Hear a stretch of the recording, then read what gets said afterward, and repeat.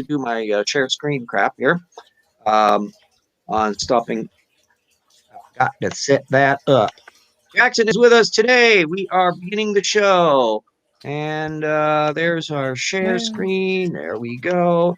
And let us fire away the exciting opening of Evolution Hour and Troubles in Paradise, methodology of creationism, and all that stuff. And we have Jackson here with us today. TortuganWordPress.com. All sorts of free stuff there. Yay! And we can stop that and get rid of that and close that down. Nice that Jackson can be with us from the frigid Louisiana with icicles and stuff compared to the relative balminess of Washington State. Well, we're back up to we're in the 60s again. It only took us like one day to go from the 30s back up to the 60s. Of getting up to normal temperatures of about 50 in here. But anyway, all the snow is pretty much out of the way. Oh, we're getting the live chat. Yay! Hi, Lisa. The last week there was a glitch up, and we got absolutely nothing when it came to the live chat. So I had no idea what the hell was going on in there. But at least we got our live stream in there. Let me, as usual, kick off the basics. We're going to be discussing more of Replacing Darwin, an amazingly uninformative book that nobody should be relying on for any purposes whatsoever.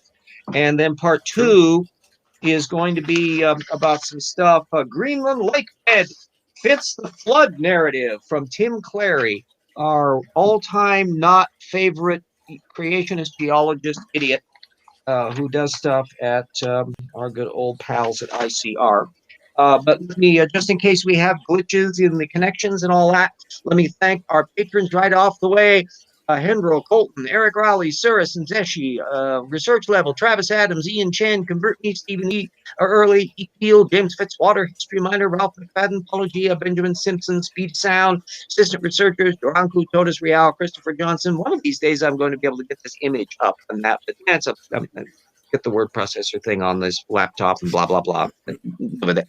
And our friends level, Daniel, Steve Bauman, Mary Gail Beddoes, Insects Are Cool, Devin Miranda Reeves, Morton Nielsen, Paul Skeptic, Couple Up Against Bo, Rasmussen, Alex Stone, and Paul Williams, plus our legacy patrons who helped at one point or another, Jen, Jody, Mike, John, Keith, Andrew, Dyer, Yui, Mona, Daniel, Nana, Stago, Sun, Sky Stone, Ugly German, Truls, Everton, Sands, and Sua Weisbaum. All of you have been of a great assistance to help the old RJ screw along to do projects like writing books and collaborating with clever people like Jackson, and hopefully making life as miserable as possible for creationists who are going to have to do that source methods thing that we want to infect all of the researchers with, asking for sources and researching stuff. I've been knee-deep working on the Big Slosh chapter on geology, flood geology for the new book. Oh, it's going to be juicy. And we're going to have all that stuff on the Sumerian flood legends, and there's going to be supposed dinosaurs on Noah's Ark, and the stuff on the paleoclimates that probably adjusting. I'll probably be putting a lot of material in that you may end up sticking in your own sections, in your own chapter, and we'll bounce around which goes in which and all that kind of stuff. There'll be probably plenty of material probably for me to chef over into that. But the main thing is that, spoiler alert, creationists can't figure out what the Earth looked like before the flood, during the flood, or after the flood until they somehow get it to be the continents we're familiar with that Henry Morris thought was the case. And gee, I wonder why. Just, yeah. These are two source methods. What's that? Yeah. This is the thing. Remember, it's the gift that keeps on giving, because what you end up doing is when you're asking people for sources, or when you expect other people to ask you for sources, it means you're documenting what you're doing. It means you're learning about what it is at the source level. It means that you can defend things and explain it. If you can't explain your model to somebody in plain English, it's probably because you don't understand it. And so there's an awful lot of people we can think of who, when probed, as Jackson has done and I have done and others, where you know just the right question to ask that forces them to think about the thing they didn't think about because all they did was copy jargon from a secondary creationist source. And you ask the right questions like Jackson did on carbohydrates with what, Effie? Oh, At yeah. one point. Yeah. And they just fall apart because they get into an absolute mess. So anyway, I've been putting all material in on Black Sea flooding and the which is an interesting little side issue. It's fascinating geological stuff. Like, how do you determine where a river delta is in the case of paleo river delta, which means there was a river that was emptying in, but where was it emptying in? Was it coming in from water leaking in from the Black Sea, or was it coming from a river over to the side? And so all of this is just a fascinating forensic detective story, working out seismic studies and all of that stuff. And so bit by bit, it's never a downside to dive into the technical literature, because either you'll encounter work that you didn't know and your eyes go ding as you realize you don't know much about the jargon and therefore it's all Martian, which means you gotta study it to understand what it is. And by the time then you reach the stage when you understand what their points are and the chain of evidence, you will be at a higher level of analysis than you were before. It's a no-lose situation. I'm sure Jackson will agree with that. Absolutely. From his own case, it's never a downside for it. The one thing that we'll be keeping track of in writing this book, which we're all now full bowler on for volume 2, is to make sure that it's as up to date as possible, that we've got new material that comes in from the creationists. They just never give up. And so there's a whole bunch of acts and facts volumes that will be fed in, so that ideally, when we finally get the finished text going, it will be as up to date as we are right like to the day before we shunt the material in for publication. And I'm estimating it's probably going to be roughly as comparable volume as book number 1, which is a good thing we decided to split it. So back to the exciting world of Nathaniel Jensen, bless his little heart, and the delicious world of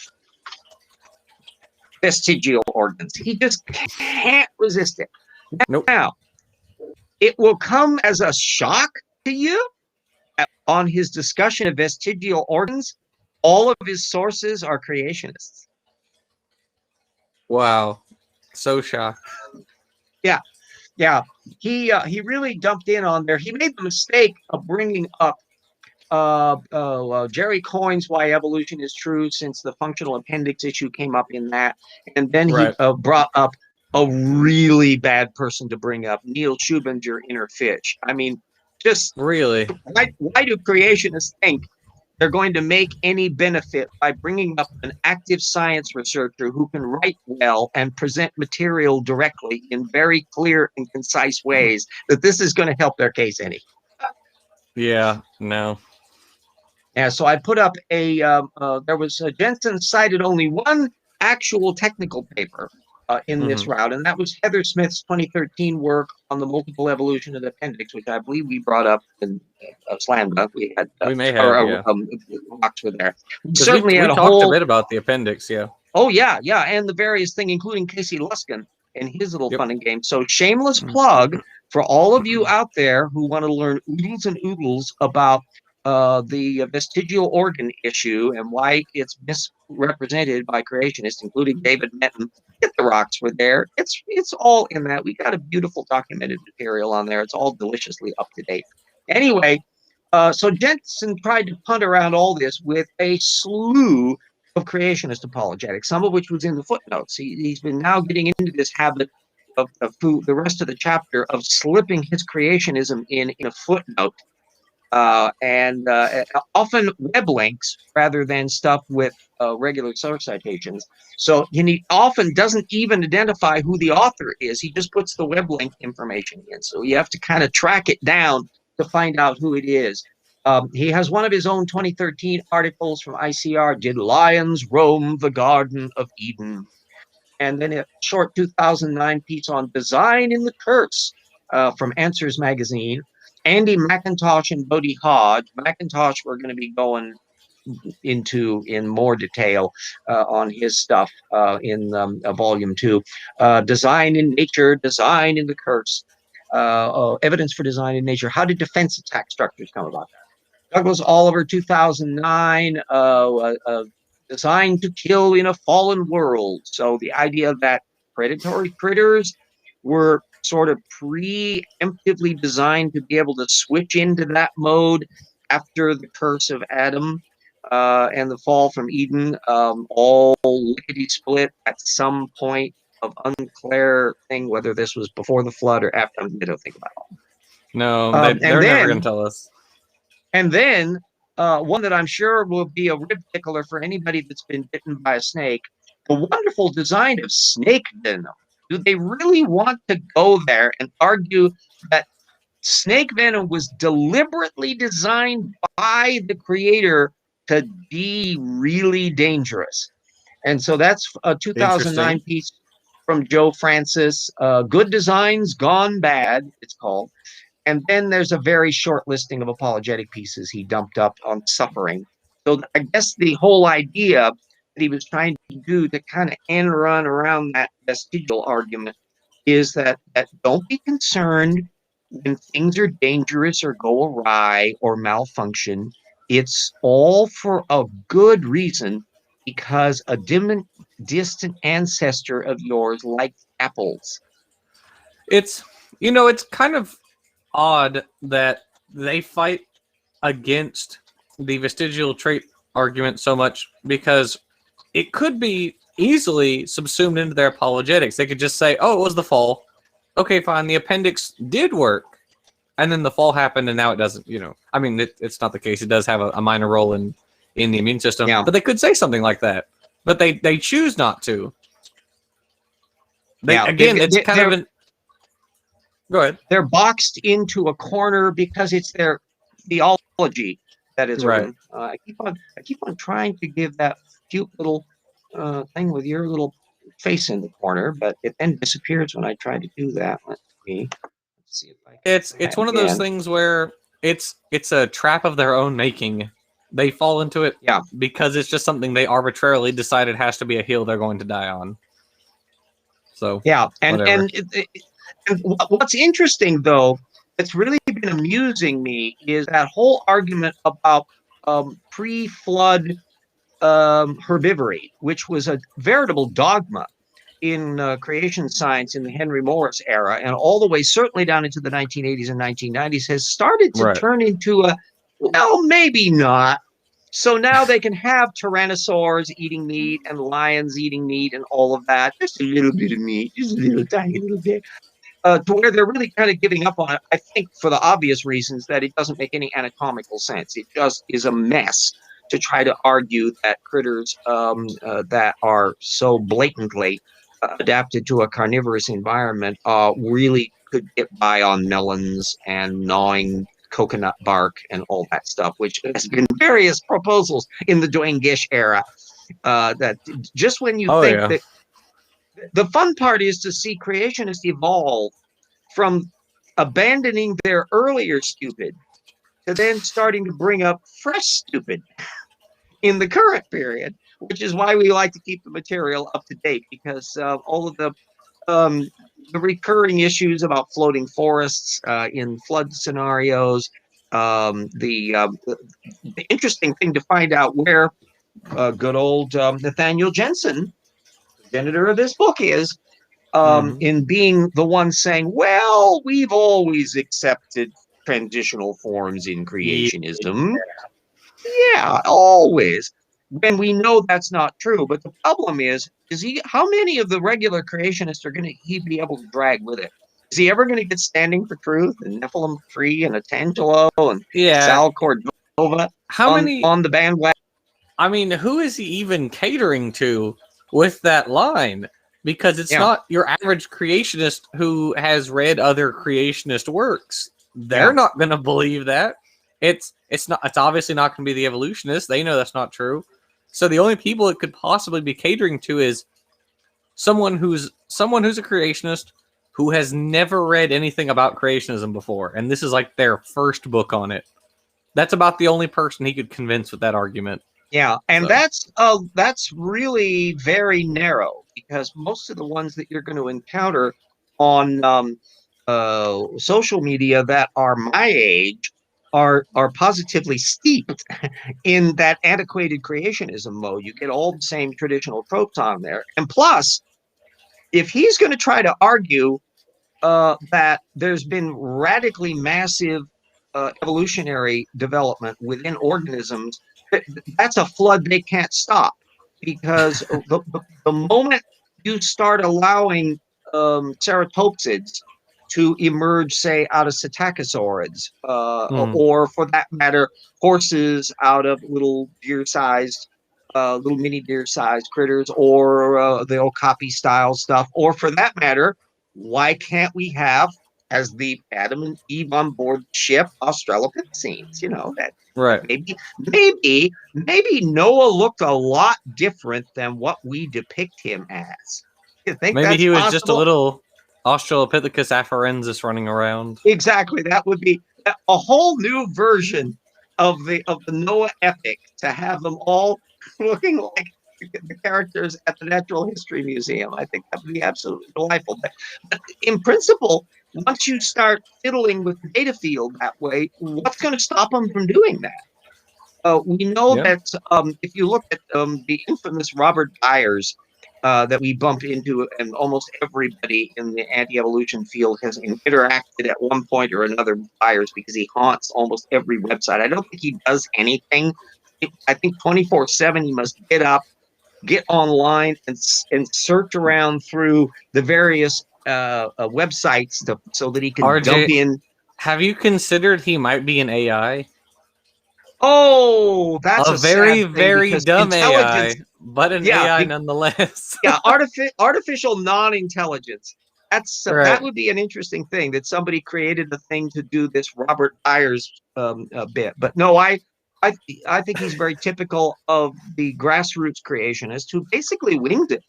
They've read a little bit, they've heard about a little bit, and then they start kind of making stuff up to make a version of creationism that suits them. And that's kind of a very American thing to do. I think you won't find that quite so much amongst creationists in other countries that have drawn parasitically off of Institute for Creation Research apologetics and stuff online, that they will then pick the dogmatic forms and run with it. But the Protestant tradition in the United States was to create your own version of Christianity. That's where Right. Mormons came from. You know, we knew it. Jehovah's Witnesses and all that. You know, my heavens, we come up with it. And why shouldn't that also be the case in creationism? Most of these, however, run very niche style. If you recall Garner Ted Armstrong and the Worldwide Church of God, which went through a bunch of schisms, and I think the son of one of them is fissioned off another group, and but anyway, they have a kind of weird anti-evolutionism there. Jehovah's Witnesses have kind of their own little apologetic niche on that, and of course the Seventh-day Yeah. Adventists have their doctrinally young Earth creationists, although they're playing it down over the course of the years on that. Anyway, on the vestigial organ front, I suppose we also should remind people about the idea that the one canard that pops up in there is, well, vestigial organs are useless, and if we can find a use for them, then that means they're wrong. Those evolutionists are completely wrong. No, that's Right. not what vestigial means. It means that it did something else and is no longer doing the function that it originally did, but that doesn't mean it hasn't adopted a new one, and be Right. quite critical one. The appendix being a fine example. Right. Yeah, you can live without it. I mean, case in point, but under normal circumstances, it is fulfilling a role in your immune system as an inoculum for your small intestine. Yeah. But then, of course, it can get inflamed, and then you have to remove it, and it's a whole process, and it's not very fun, I can tell you. Um, but yeah, again, and like I said, they could. It's kind of like the genetic entropy thing, because creationists both want the genome to be 100% functional, but they want the genome to be degrading over time. Well, these are mutually contradictory. You can't have 100% function and degrading.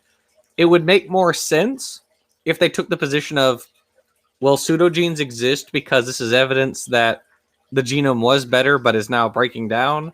Again, it's like they're just picking arbitrary points to get mad about and argue against when they could theoretically work them into their theology. They just choose not to, and it's kind of funny which Yeah, ones they pick yeah. and which ones they don't.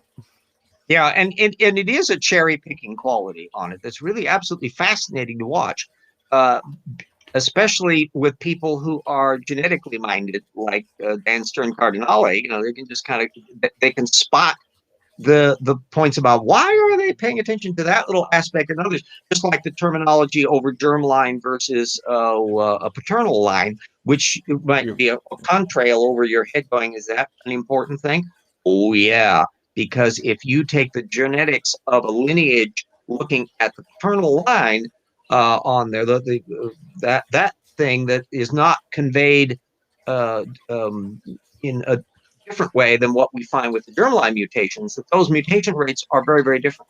And so Denson and Sanford and Tompkins and all the rest make a big deal out of deck stacking their genetic arguments by picking something that's not what the average person realizes it is, and then touting it up to favor a young Earth creationist model. The problem is, of course, is that this has had no impact whatsoever on the regular geneticists because they know the difference, and so it's been completely incapable of persuading any of them. It made no headway whatsoever. It is funky to realize that there's no real counterpart of this in the intelligent design movement. You've got Douglas Axe and Ann Gager, who have some genetic activity and biological activity, but they're not so audacious as the young Earth creationists are, who really have a mammoth need to book Noah's Ark and to have bottlenecks at Adam and Eve and then the Noah's Ark bottleneck. So they're and all within a frame of a few thousand years, which is horrifically problematic for them because with a time frame that small, you can use analytical techniques for paleogenomics to test all of that out because the time frame is so recent. And you've got the genes of actual paleo humans knocking around. That's a blip. Something that's only 5, 10, 15,000 years old is well within the applicability that there's a huge array of genes now from not only human beings, but going back farther, Neanderthals and Denisovans, to where you're getting them directly from the fossils, as well as tracing the lines of the genetics through living organisms and the various people, the various haplotype groups that you find around the world and how that's moved from one group to another and all of that, which brings us to the perpetual bugbear of creationism, which is biogeography. How did human beings get from one spot to another? How did they end up where they are? And you found some lame ass attempts by Sanford and others to explain how the Native Americans got to be where they are. But boy, it ain't going to convince many people. Plus, they've got to deal with all the artifact traditions, and then you have to have the animals that they're connected up with and the plants. I would love to know why it is that corn and potatoes and tomatoes and tobacco and so many of these other things that are native to the New World would have been on the ark, and why didn't any of them keep any of them? Right. Why did that end up the way it is? Well, we can trace the movements of people and their various food crops. That human beings didn't originate in the Americas. They migrated there, in which case they bumped into plants that were already there, that they did not bring with. The idea that some of Noah's descendants have little knapsacks on their back with piles of corn and stalks and all of that is just, and nobody back home, having grown these crops, would go, wow, that's a neat thing. I think we'll keep that for ourselves. No, it goes in our backpack. We've got to carry these exclusively to the Americas. You got it? And how did they know there was a place to get to? The land masses supposedly were shunting all over the place, Yeah, it's kind of amazing. Yeah, the squash, corn, tobacco, all these sunflowers. And they got split screen. Why not? Why not keep these? Why not keep Yeah. these with you?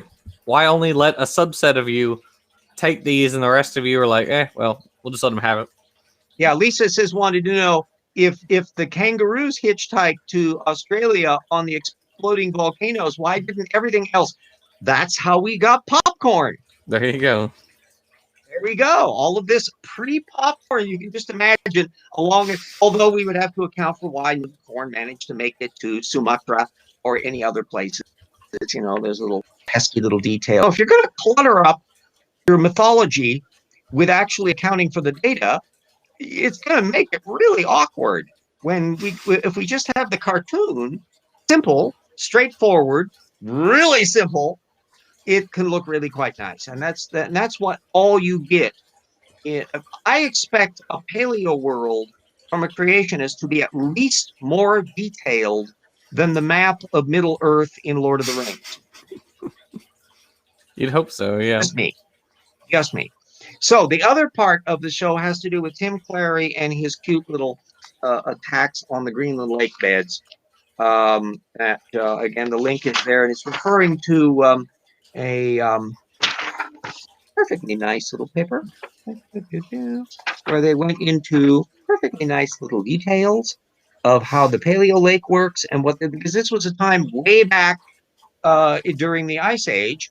And the Greenland ice sheet has since covered over it. It's not like there's a lake down there currently where there's like something maybe in the lake and they drilled a hole and they discovered, little stuff. No, this is a paleo lake that they've inferred from geological material. And it's, let's see. I think that was where they put the newly identified Paleo Lake Basin may be a promising target for future acquisition of ground-based active source seismic data and potential recovery of subglacial material by sub-ice drilling programs. Because if you think about what a lake was doing back way, way long ago, organisms that were living there and bacteria and diatoms and whatever that would be trapped in that kind of an environment and eventually sedimentized, that gives you a clue about the environment in a way that it wasn't as if it were just landmass and the ice coming in. Meanwhile, all Clarey can do is ram it into the creationist model. As he says in his argument, looking at the evidence from both a scientific and biblical perspective rather than a uniformitarian one, it seems likely that this lake formed at the end of the global flood, after the water had fully drained off the continents and before the onset of the Ice Age. Before the onset of the single Ice Age. This places the lake sediments on top chaos megasequence, which is interpreted as the layer formed during the receding phase of the flood. There's That's the interesting. megasequence. Yeah. That mega sequence, and I'll type that in as one of the Q words here, mega sequence. This is a buzzword. It's very rarely used in regular geological literature. They have terms for the various huge stretches of geology that by linking together because they all occurred at the same time. But mega sequence is a term creationists like to use. So anybody talking mega sequences who Googles that will come up with creationist interpretations of these things at the top of the list, which is why they use those terms in the same way they use polystrate fossils, and that so it shunts you through the search engine. They are savvy. They are well aware of the techniques you use in the same way political ideologues do it when they use particular buzzwords and that to shunt you onto their little sightings. We have Dapper and Benthoven, Speaking no relation. in another language. Are you doing Klingon there, Dapper? You guys get in here. Come on. Yeah. I put the link in the thing. We can find out. I can theoretically accept up to 6 people on this version of our restream, and I don't want to test the gods on that, but anybody that wants to jump in here. Dapper says Eric Hovin has his only YEC, his YEC only search engine. Ooh, that was funky because I tested out his little search engine recently. He put a tweet up on maybe a week or 2 ago, saying about, this is wonderful. You can find all this wonderful creationist material on there. So I immediately opened it up and searched for the word therapsid. are my good old-fashioned little word therapsid. And guess what? John Woodmapp's article from the Journal of Creation immediately popped up as the very top thing, which of course is the discussion of an entire chapter of Evolution Slam Dunk, which is now off the screen, that went into just, yes, read the book. There we go. It's a good book. You should read it. Evolution Slam Dunk. And John Woodmapp is, in fact, for all practical purposes, hear that, John McLean and Standing for Truth, for all practical purposes, Woodmapp is the attempt to defuse the reptile-mammal transition. All of the ones that were in book form from Duane Gish era in the 1990s, and the intelligent design movement that, again, I went into in the book, really dance around the edges. So Woodmapp was it. He was actually arguing that cladistic data fields were showing discontinuities that disproved the lineages in the therapsids. Only they didn't do that. Oh, Deborah is here. Let's get you into the video. We've got a third person. Let's get our little Yo, there we go. I'm here. Wow. Hey, Yay. I'm here with my DM screen. Hello, can you hear me? Yep, we can. yeah. Okay, good. I had to do a lot of modification because like it defaulted to my default audio input, which is like my webcam input, and it's terrible. And then whenever something doesn't default to my webcam, this is my channel. Picture quality is not the criterion for this is audio quality. Like so my computer likes to pick either my webcam microphone for default audio or my VR headset microphone for default audio. So I had to like, so one thing is, oh, no, don't use have you managed to see the supposed discussion that Standing for Truth had with McLean lambasting yet again Evolution Slam Dunk? Supposedly he had a discussion of it. So the last thing I saw from Standing was something about the flood. I haven't seen... Oh yeah, I got that on my to watch list. It was bad. I had to watch it on times too because I couldn't take almost 3 hours worth of that. I had to cut it down to still, it was still more than an hour and a half, and it was still a lot. It was really bad, but I haven't seen him taking down Evolution Slam Dunk. I am curious though, because I mean, let's be honest, creationism taking down the reptile mammal thing, like they never touch it. Like the only thing I've seen from YUC's touching on the reptile mammal transition is that that Raw Matt article, if I'm being generous, that you may remember. Yeah, that's going to be in Rocks 2 as well. McLean had done a video on it in 2019, I think, that I wasn't aware of until after the fact. So by the time I saw it, they'd closed off the comments section and all that kind of stuff. Of course. And then apparently then he was preening about that. But you went through, I think, the analysis that Raw Matt did, I think, on where he skipped past the jaw transition. He mentioned that there was some talk about a jaw transition, but he couldn't even comprehend what the difference was between mammal and non-mammalian jaws. He said that every animal had a quadrate articular jaw. And I was like, not even every animal has a jaw joint in the first place. What? The reason why I love the reptile mammal transition is because it allows you to do show and tell without props, because you are the prop. Yeah, so anybody can talk about the fact that we have our dentary bone, and the dentary bone has a bit where it extends up. I've got to figure out which side I'm on here. There we go. And that it has the coronoid process, and that the jaws of the standard reptile, and you find this in fish and amphibians, it's the basic vertebrate jaw layout. You have the articular quadrate jaw hinge. Isn't that sweet? And the dentary bone, cleverly, is called that because that's where the teeth are. There aren't teeth in those other bones. Imagine that. The name of the bone makes sense. Now, we're the weird ones because we, alone of all the vertebrates, have only one bone in our jaw, this gigantic dentary bone, with the process that sticks up, and we've got this little zygomatic arch. That's whole. Anybody that can't identify a mammal in a museum just by looking for that jaw layout is completely off the mark, because sometimes it can be difficult to look at things telling pseudotsuchians from certain archosaur branches and that, because a lot of the layouts are very similar. You could. I understand why others might. You would. You damn bastard. You would have no problem telling the difference. But for me, it's not as immediately obvious, but mammals stand out like a sore thumb. Oh, yeah. Yeah. So you can instantly identify a mammal.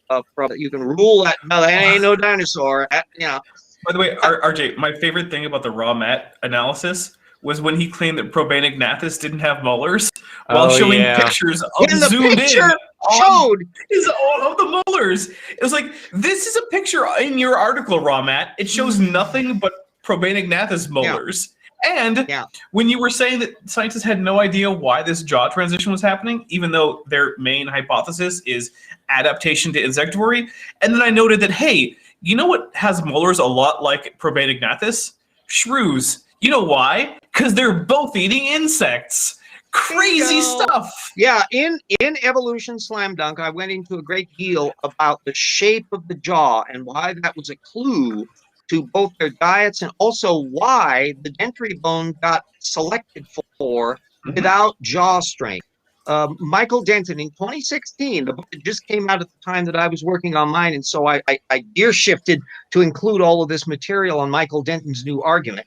Had the gall to argue that they don't have an idea about why that dentary bone would be expanding, because the jaw strength of these little itty bitty things, these little itty bitty secondary jaw hinges would be so true, because it's an insectivore. It doesn't need a strong jaw. That the insectivores have extremely weak jaws for their size, because all they need is a long, thin jaw with a bunch of little backward-pointing teeth. So when it bites on a bug, the act of going chomp, chomp, chomp, chomp, chomp, chomp, chomp pulls the bug in, and they break it. Don't you know, bugs are famously the strongest of all prey items?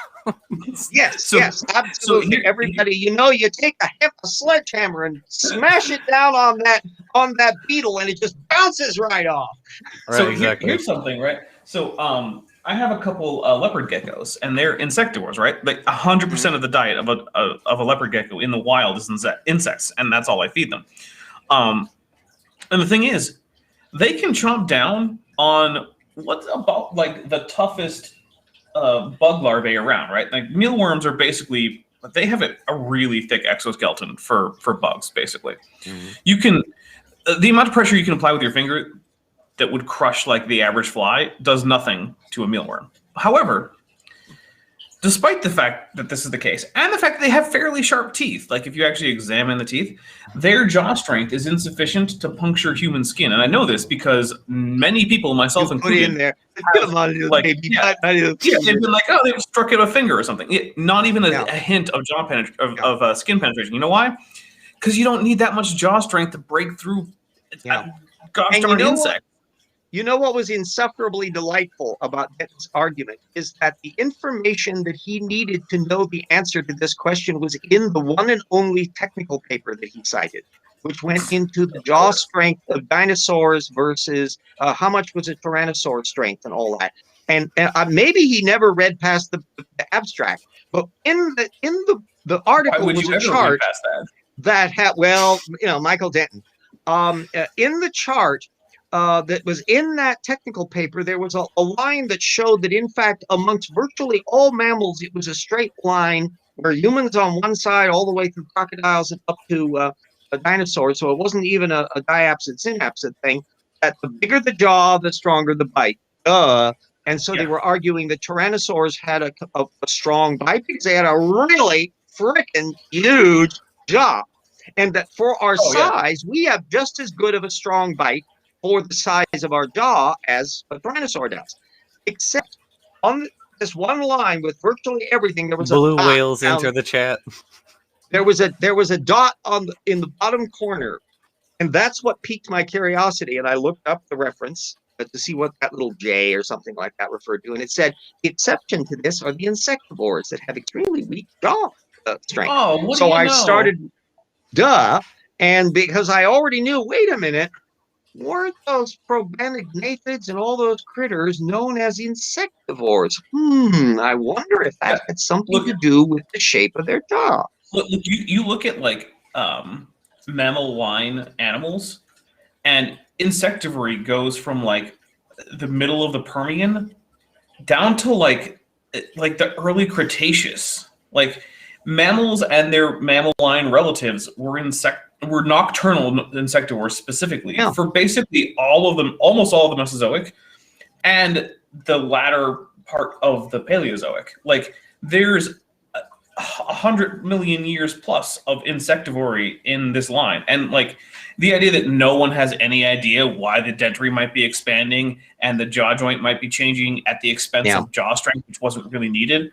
Like if you think that no one has any ideas about this, you're just not paying attention, or you're being intentionally dishonest. Now, I'm not going to say for certain which one is happening in any given case, but, you know.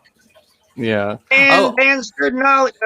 Dan's in the field. Hi there, Dan. Creation Myths. Hey, Creation Myths. What's up? Hey, Dan. If you guys didn't see, both Dapper and I were also cartoons earlier this week. Oh, by on the way, Paul's channel. Yeah, I'm not normally David a Neff cartoon. is going to be debating Exactly. with Nephilim Free fairly shortly, and so we're going to be having a discussion Is with that him tonight? to do some. No, I think it's later in the week. Okay, I'm going to be having a little discussion with him for debate preparing. He wants to feel what an Who argument is? Oh, I got that email too. Yeah, David P. Neff. Yeah. David. Excuse me, Neff Neff versus is- Neff. It's Neff versus Neff. Oh my gosh. Yeah. That's rough. Hot net on Neff action. He's already aware of the. I didn't need that image. He's already aware of the fact that Nephilim Free does have this tendency to gish gallop and to not offer sources. Oh yeah, and Just to ask rage him. quit. Ask him what a carbohydrate is. Please do. Ooh, Neff. yes, Yeah. please. Neff, Or- when you do, ask him what a carbohydrate is. That's all I Also, ask. Yeah. I would also like to know what an Australopithecus and a tibula. What are those things? Those. I want to know I don't even know if I have a tibula. Do you know that? I don't. Well, I don't I've heard that the tibula is actually a bone that is taxonomically restricted to the single genus Australopithecus. So there we go. That's They're really Australopithecus. rare. Yeah. Anyway, finishing up that bit about the jaw structure is that those articular quadrate things, the neat thing about it was in order to switch from an articular quadrate to our jaw system required some really specific things to happen, including something that is impossible except in an evolutionary framework, which is the switch to the dentary squamosal one. The articular quadrate jaw didn't disappear. It stayed together as a little bitty unit and eventually ends up as the bones in our middle ear. And we can trace that fossil by fossil by fossil by fossil. Well, one thing I love is that you can trace it not only fossil by fossil, but you can also see it in the embryology of mammals. And because of how darn early they're born, actually neonatal marsupials still have their jaw bones in the articular quadrate position. And they only shift into the ear as they develop postnatally. Bingo. And our bones, we start out with the complete jaw system in our embryology. This was known from the 1830s on. Well, who's only we, RJ? Yeah, well, we the scientist bunch. No, we the mammals is what you mean. Scott Duke lost his tibula in the big war. Oh, tragic. That was the war where Douglas MacArthur used the atomic bomb on Charlemagne, I think. Are you sure that wasn't the night? Was it the Great Emu War that they had in Australia, where the Australians actually lost to the emus? Yeah, they did. I love that. It's like, come on, dudes, you lost a war to birds. Like, come on. And then they brought in the rabbits. Yeah, because that certainly helped the farmers with their crop devastation problem. The rabbits. Yeah. Now, Australia is a like a living laboratory for how not to put in invasive species. Look, here's the thing. The first thing humans did in Australia was introduce invasive carnivorans. Yeah, let's bring in dogs, cats, foxes, rats. Oh my gosh. Well, to be fair, the very first Australians only brought in dogs. Boars. Like, good lord, guys. Dingoes you guys add their kidneys. You guys trashed the that's another ecology issue of Australia. that's so relevant. with Australia is because humans made it across to Australia at least 40,000 years ago and maybe earlier, which the last time I heard is a big way earlier than the existence of the universe in the young Earth creationist model. That's Hear true. that, Patangelo? And around that same time, the Maolanids went extinct. Coincidence? Maybe. Yeah. I think That's an maybe. interesting matter because there is an ongoing debate, and I mean ongoing, as to the role that human beings played in the extinction of various animals. And by and large, there is a pattern all the way across the planet that says any critters that are on a spot, once the humans show up, well, a lot of them are going to disappear. And so the issue is, I wonder why.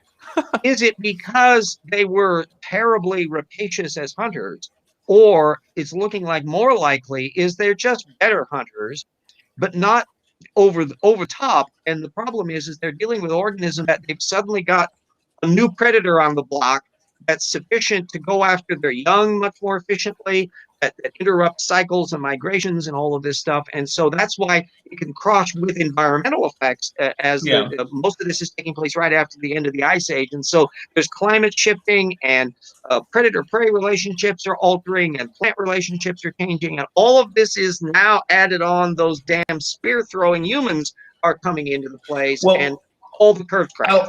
I'll also say this, to be fair, a lot of human migration into brand new territories like the Americas and Australia and stuff like that also corresponds with the end of the last glacial period. And there is some reason to think that maybe that change was a bit different from previous changes going from glacial to interglacial periods. Like it was a bit more rapid and things like that. And so there have been some decent arguments put forth to say that maybe that was a big factor. However, I just gotta say, the fact that basically around that same time, everywhere humans go, shortly after, large portions of the megafauna just disappear. It's hard to say that that's a coincidence. One of our persons in our live chat, Kenny Hendrickson, tells us, I don't know how evolutionists say that the fossil record was deposited by millions of years when it is clear it was the global flood that deposited it. Well, I would say... Well, wait. Oh, we're not ahead there, Dino. Oh, he's a flat earther too. Oh, is he really? Can I say, since we were talking about the megafauna, can we please get an F in the chat for the MOA? Yeah. Yes. Okay. Oh, let me check. Here's what I want to know for the fossil record. Please explain to me all subaerial, aeolian, and evaporite deposits in terms of a flood model. And actually, I'll explain what that even means. Well, there's that too. Also, all limestone deposits and silt deposits, so siltstone, limestone, and shale that are that don't have floccules in them. When you can explain all of those things, then and only then, Kenny. I take it seriously. Commenter on Aaron Raw, the Jackson chat. I've got a little reference on him there. He believes the Ica stones are real. He's apparently a Hogandista about space and NASA. And so he is, in fact, a flat earther? Well, based on his profile picture that you put up on screen, it looks like a flat earther. So look, dude. Well, he says he's a flat earther in the live chat. Oh, well, there you go. Well, so then I hate to break it to you, Kenny, but no, the Earth is not flat. Look, if you can't get basic geometry right, like I'm talking like Pythagoras would call you a moron. If you can't get that right, I don't know why I would ever waste time with you, honestly. That's why I don't do flat earth stuff. It's like, dude, you can't get the Pythagorean theorem right. There is no point in you. Let me get my... You are a waste of intellectual space here. There are trees, and there's just a whole bunch of algae in the ocean somewhere making oxygen for you. Please apologize to them because you were wasting that oxygen. Yeah. That look at all those little cyanobacterial endosymbionts that are giving their all so that you can continue to suck in oxygen, and you defame it by having an evolved, developed mind with functioning neurons in principle. And this is the best you can do? is to Yeah, believe flat the Earth is Earth flat. YEC. I mean, Yeah. look, even most YECs aren't so completely intellectually inept that they think that the Earth being flat, something you can debunk by stepping outside over the course of a night, is a thing.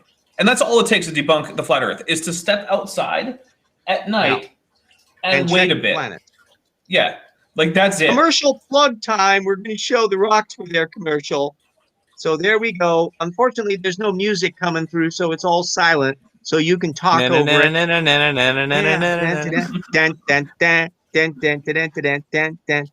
One of the best rated books confronting anti-science in 2020. We're very proud of the work. What do you want to bet that our flat Earth watcher is also still in February 2021 a QAnon believer? Because I'm going ahead and say like 75-ish% chance that that's the case. Yeah, I think we mentioned flat Earth just peripherally in the rocks were there because that wasn't our major area. It is funky to watch young Earth creationists deal with flat Earthers because remember Kent Hovind has criticized of flat Earth as being terrible science. Well, and his ability to debunk it is abysmal. Yeah, he just kind of insults them. He just kind of calls them names, which I mean, it's fine, but it's not really debunking it, you know. Right. So, like if I actually wanted to go and debunk flat Earth, I would actually bring up things like star trails, the fact that there are two celestial poles, the fact that measurements to say Polaris from different latitudes actually give you results that are only consistent on a sphere. I'd give you things like flight times in the southern hemisphere versus the northern hemisphere being consistent with the globe model. I would give you all of these things, right? But like, I don't actually spend my time dealing with flat earthers so much.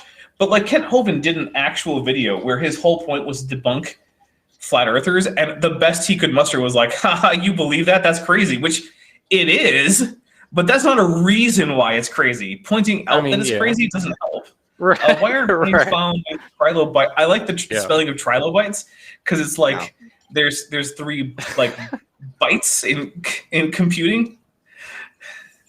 But on the one hand, it's a very careful issue to go into because Dapper is in a spicy are mood terrestrial tonight. Animals, and trilobites live in a sea environment, so their habitats are very different. That's the one order of business. Now, a flood model that was having a bunch of stuff sloshed together in a catastrophic way, then you might legitimately wonder, if not bunnies and trilobites, at least bunnies and critters that belong in wildly disparate time frames, true crabs. Or umpteen different forms of foraminifera that theoretically would be sloshed across from lakes and others, because not all of them are marine; there are freshwater forms. Yeah, I agree that the bunnies and trilobites is sort of like, even if there were bunnies in like, I don't know, the Cambrian, would we expect to see them? Okay, fair enough, probably not. But why wouldn't we see true crabs in the Cambrian or stingrays? Yeah. Well, wait. I feel like stingrays don't fossilize easily because of being. Well, we do have fossils of stingrays, but you could substitute that for like anything really, like flounders, or modern starfish or modern mollusks, or like why don't we have clams with trilobites? Or by the way, I was watching a creationist video earlier today, and they spent a whole lot of time telling you what a brachiopod was. And I was like, okay, that's good. I'm glad that this young Earth creationist actually knows that brachiopods are a thing. They're not just clams. Sure. But then later on, he said, oh, this includes mollusks like clams and brachiopods. And I just lost it. Like, you can ask Bent Hovind, who I think is watching me. And I was just like, nope, And I couldn't for like 4 or 5 minutes. I was just done. One of the things that made me very much down on young Earth creationism when I was first bumping into it in the 1970s and 80s was what eventually I call the map of time issue, which is that we know that there is a trajectory of things that have happened. And if you pick any arbitrary point in the past, the farther back in time you go, the less like things now they are. And if you pick that arbitrary point in time and start going either forward or backwards from that point, things start looking slightly different from those. And that's true all the way down the road. There aren't any exceptions to this.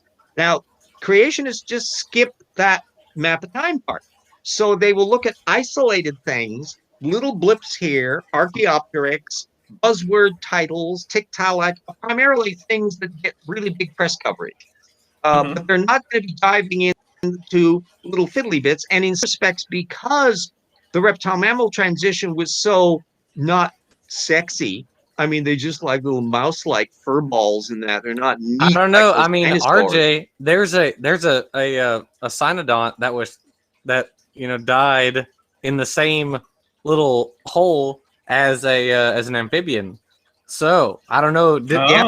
Cross class stacking up. They were having an orgy. Yeah. By the way, our pet Flurf here says that he's also anti-vax because NASA uses vaccines to brainwash people into believing the globe. So I'm just going to call. Yeah, I'm just going to call.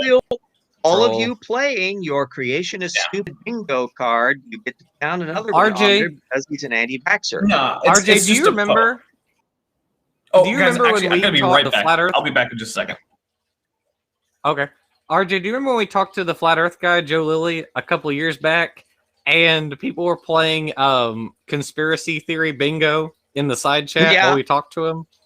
Yeah. That's what this is reminding me of. Because people will do it with Kent Hovind. You can do it with any ideologue. Theoretically, you could make a Nephilim-free bingo card because anybody that has, and theoretically, you could have a bingo card with me. I mean, I have my tropes. I have the subject matter. You could how long before RJ brings up the rhapsids? How much before he brings up ALU pseudogenes? There are topics that people bring up and examples they like to go to as their favorite item. And so it's an equal opportunity thing. But the content of an RJ bingo card will be science-based, and the content of a Kent Hovind bingo card will be claptrap-based. And I think if we made one for Kenny Hornrickson, it's going to be even farther out on the gangplank than Kent RJ. Hovind. Can you give Dan a wrench? Oh God, I don't think I can in here. This I've tried before. If I had the live chat as a separate thing, I could. But yeah. Okay. Gosh. Yeah, my mistake there. Oh yes, let me see if I can do any information on that. Yeah, because in this bit, yeah. Yipes! I'd need to have the linkage RJ, I got to it. I got it. Oh yeah, because you have a ranch. Yeah, you're a moderator. Thank you. Yep. We don't have somebody naked in our room. Oh, creation, he wants to ban the anti-vaxxer, but we were having so much fun with him. Henrik said, oh, the Bible gets everything right. It got right about humans and dinosaurs. Oh, I got to show that one. I got to put that one up.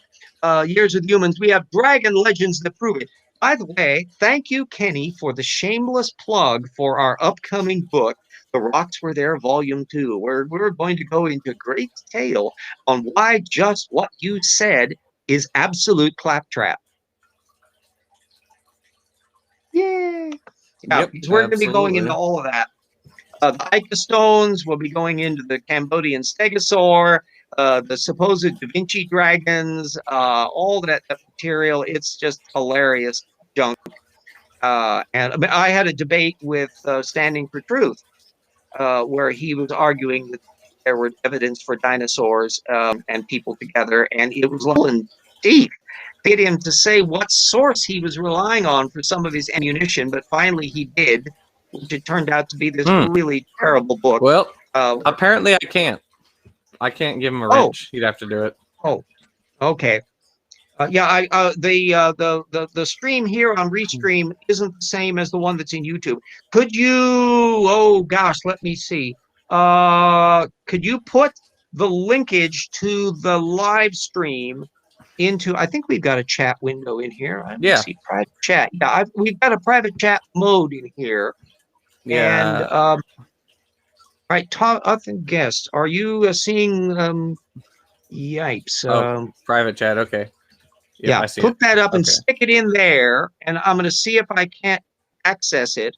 There you go. and give him, because I don't have any window options for that in the chat window that shows up here on Restream. But Dan deserves a wrench. Okay, so I'm going to see if I can open that up as a separate window. We're experimenting here, kids. Isn't this exciting? The old fart RJ is attempting to do a new trick in here. And eventually I would want to have more things going on the laptop.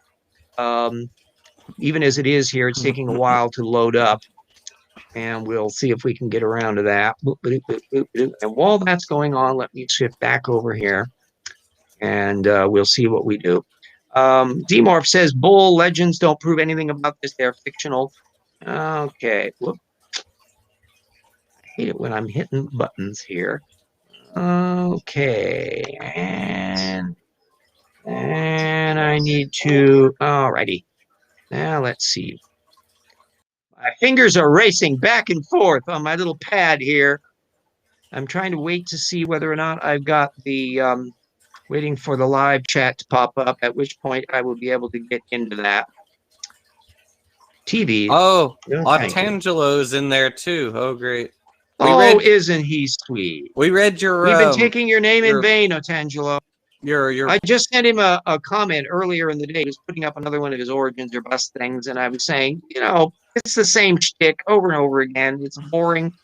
It's not notable on anything. Okay. I am now seeing my window here. Yay! Let's see if I can get up here to see Creation Myths. There we go. And let's make him a moderator. Come on. Oh, all I got here is a record. Creation wasn't already a moderator? For shame. No. Oh, I'm back, by the way. I'm only seeing report and block in here. I don't see a moderator option. Well, actually, since Otangelo is in there, he says disprove what I said. Well, science doesn't work in disproving things. However, that essentially plagiarized article that you wrote, or you didn't really write it, just copied it from Wells regarding speciation, presents no argument. Like, I read it, and you don't even have an argument. When Wells dismisses the Pseudomonas fluorescens experiment, he just cites somebody saying, well, we've never observed speciation in bacteria, which isn't an argument. Sorry. Oh, by the way, and it's no coincidence that Wells would pick bacteria where the notion of species is blurry by its very nature, because they are rampant genetic shifters. And so they're trying to work all of that stuff out. Let's ask Otangelo, bear true witness. Have you ever tried to fact check anything Jonathan Wells ever said? Yes or no? And if you haven't, then why should we be taking you seriously? Because I have fact checked Jonathan Wells routinely in my work, and he's an unreliable, manipulative data shuffler. He was the Dwayne Gish of intelligent design until Casey Luskin came along and eclipsed him by positively vomitous volume, something like even though Casey Luskin is no longer with the Discovery Institute for reasons that are very murky. Bill Ludlow suggested that he had some sort of a tiff with the organization over not doing well in a debate or something or other, and they decided to ax him. But I've never been able to get. Did I ever tell you guys about my sort of nebulous personal connection with the Discovery Institute? Ooh, tell us. So, I was in the Navy, and one of my Navy buddies was a sort of a creationist, intelligent design, whatever. But his wife works for the Discovery Institute, or at least she did a few years ago. And so I mentioned something in some Facebook something or other about evolution news. Yeah, that's complete nonsense. Which, I mean, it is. And he was like, oh, what? So you think they're all either, lying or dishonest? And I was like, I mean, mostly probably both. But yeah, basically. No, he didn't say lying or dishonest. He said, was it stupid or dishonest? Yeah, I was like, yeah, basically both. He was like, well, my wife works there, and she says they're all stand-up guys. And I'm like, I'm sorry, your wife's a bad judge of character? What do you want from me? Yeah. The standard for bad scholarship for me started out with Duane Gish because he was one of the very first that had pretensions of footnotery in his books and articles, and he was the point man at that level, what I would call the detail filler. And to the extent that I was able to track down his primary sources, which was very limited back in the 90s before internet, I could demonstrate that there was a lot that was wrong with his arguments, and others that had more access to their material. Arthur Strahler, in his Big Science and Earth History, went after Gish constantly.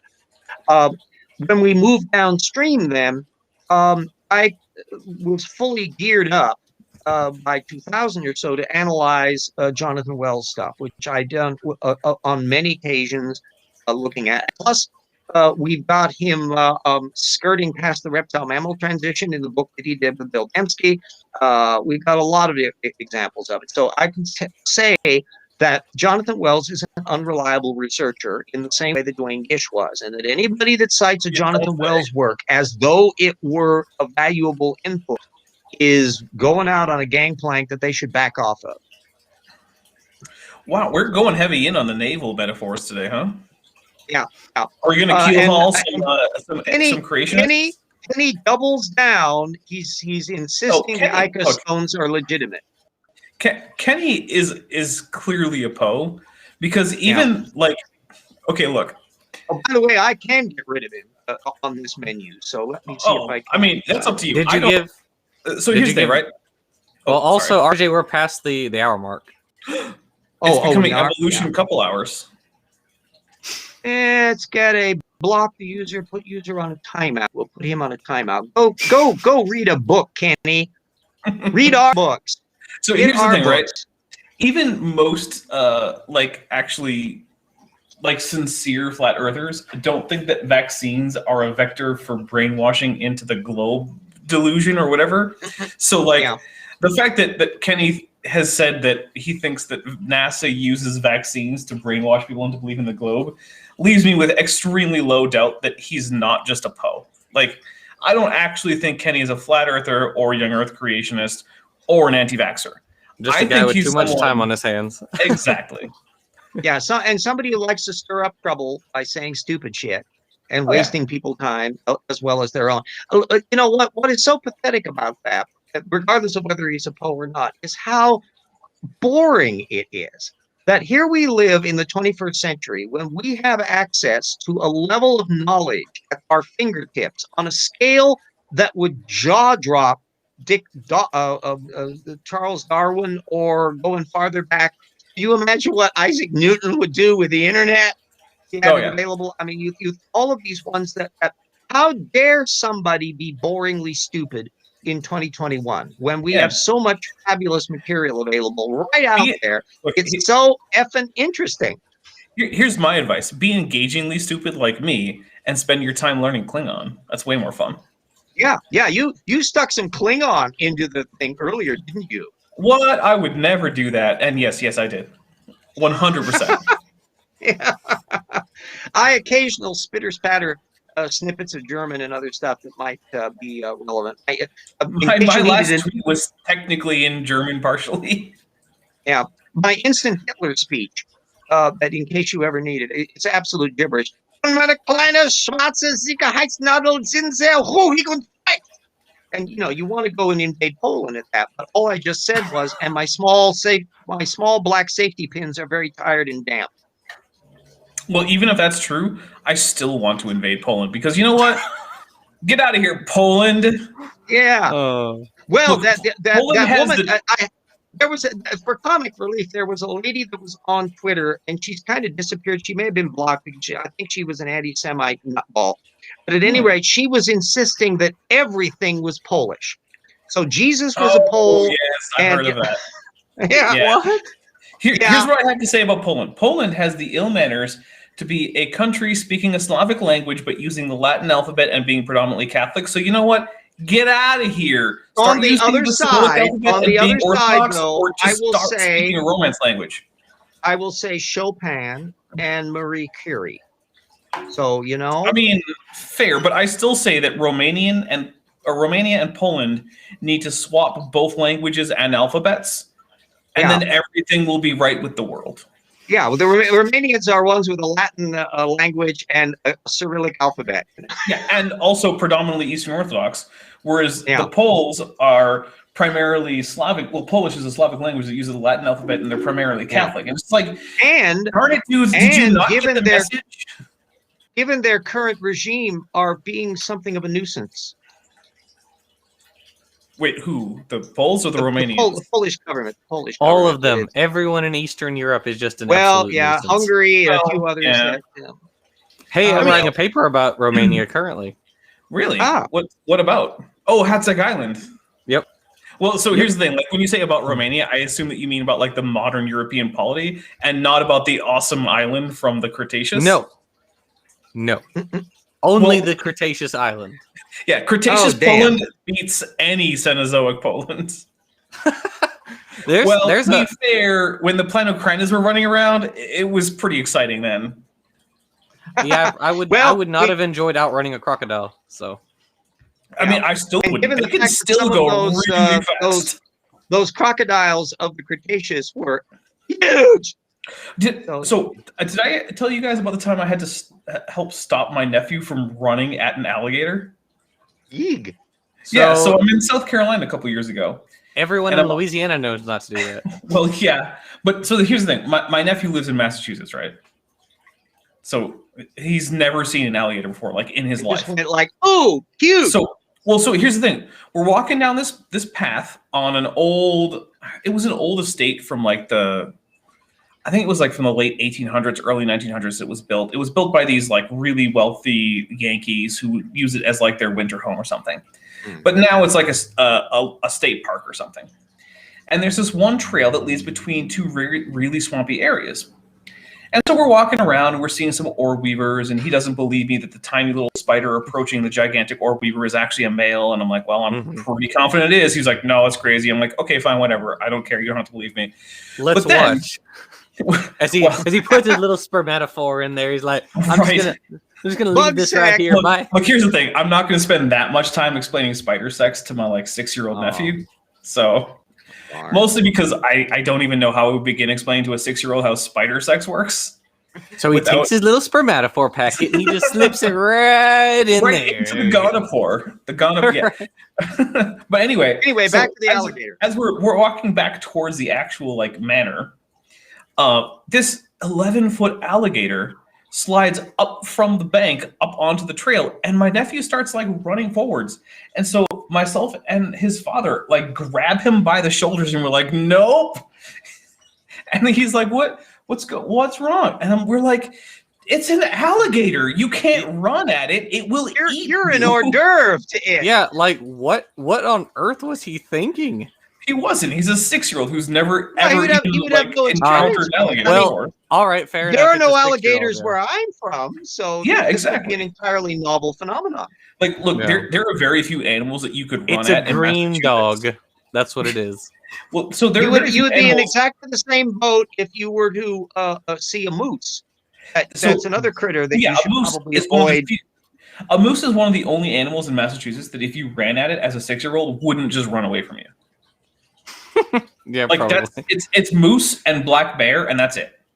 They're just like like, whoa, everything what are you else- doing?